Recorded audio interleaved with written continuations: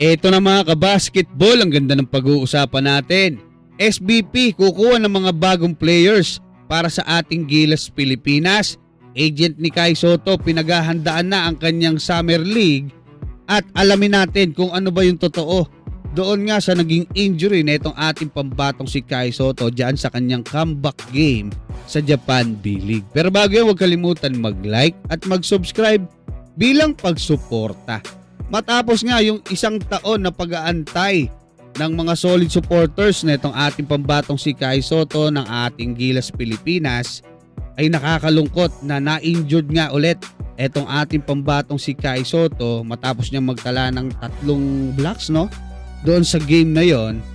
At ang magandang nakikita naman natin ay yung surgery na ginawa sa kanya ay naging maayos.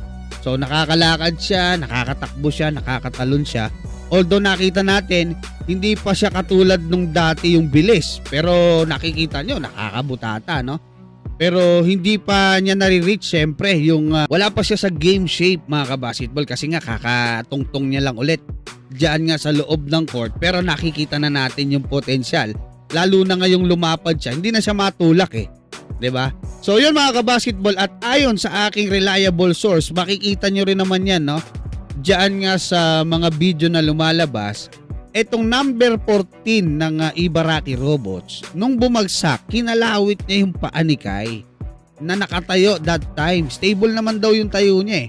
Ngayon, ang nangyari, como kinalawit nga si Kai, napabagsak siya. Ayun, nagkaroon siya ng mild lang naman, mild sprain injury. At eto pa, no?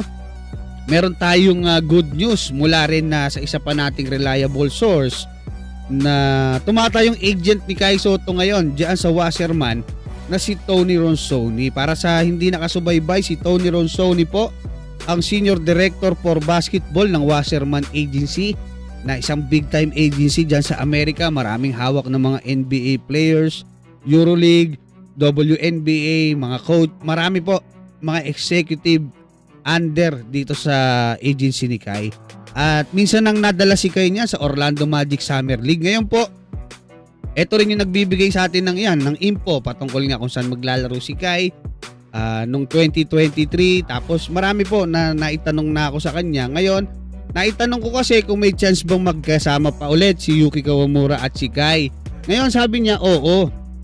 Pero si Yuki babalik sa NBA na nangyari na nga. Pumirma ulit dyan sa Chicago ng 2-way contract.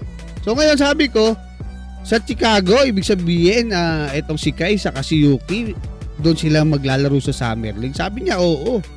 Di ba, magandang idea, sabi niya. No? Perfect pa nga yung pagkakasabi niya. So ibig ko sabihin, as early as ngayon mga kabasketball, pinaghahandaan na netong agent ni Kai Sotto yung future or yung paglalaro ni Kai dyan sa NBA Summer League. So yun po yung maganda dyan.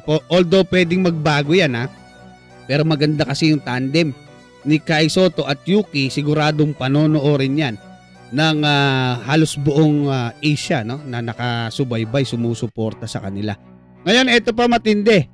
Eto kasing SBP, ibinalita nila na magkakaroon po sila ng tryout para nga sa ating Batang Gilas Pilipinas. So kukuha sila ng mga bagong players diyan sa Manila, sa Davao, sa Cebu at Pampanga. At etong si Coach Juno Soler yung mamamahala diyan, bagong head coach ng Batang Gilas Pilipinas. Maganda kasi ito mga kabasketball, especially para maiwasan na yung issue ng palakasan, no?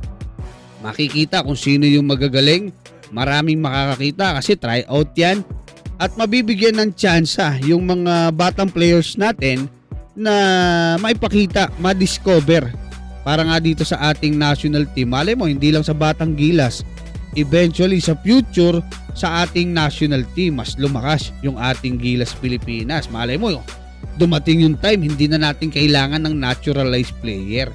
So hanggang dyan lang muna mga kabasketball. Anong masasabi nyo? Maraming salamat at God bless sa inyo lahat.